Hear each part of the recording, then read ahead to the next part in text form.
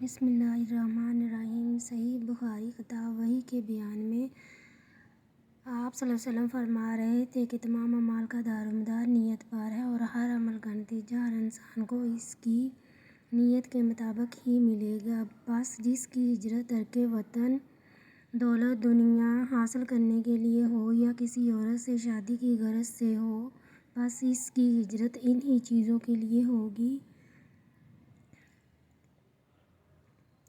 جن کے حاصل کرنے کی نیت سے اس نے ہجرت کی ہے۔ صحیح بخاری حدیث نمبر 1۔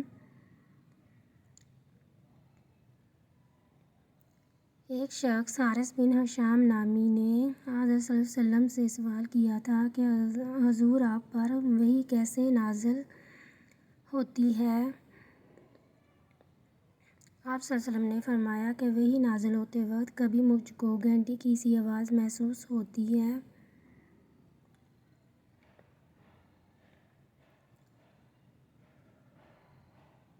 اور وحی کی یہ کیفیت مجھ پر بہت شاق گزرتی ہے۔ جب یہ کیفیت ختم ہوتی ہے تو میرے دل و دماغ پر اس فرشتے کے ذریعے نازل شدہ وحی محفوظ ہو جاتی ہے اور کسی وقت ایسا ہوتا ہے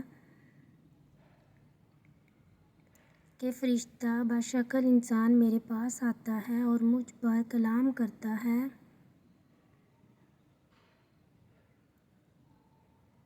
بس میں اس کا کہا ہوا یاد رکھ لیتا ہوں۔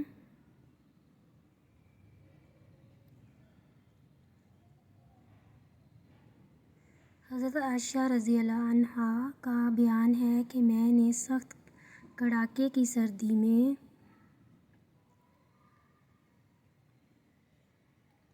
حضرت صلی اللہ علیہ وسلم کو دیکھا ہے کہ آپ صلی اللہ علیہ وسلم پر وحی نازل ہوئی اور جب اس کا سلسلہ موقوف ہوا تو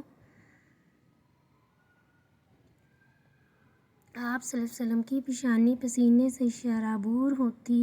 صحیح بخاری حدیث نمبر 2۔ مہربانی سے میرے چینل کو سبسکرائب کر دیں۔ شکریہ۔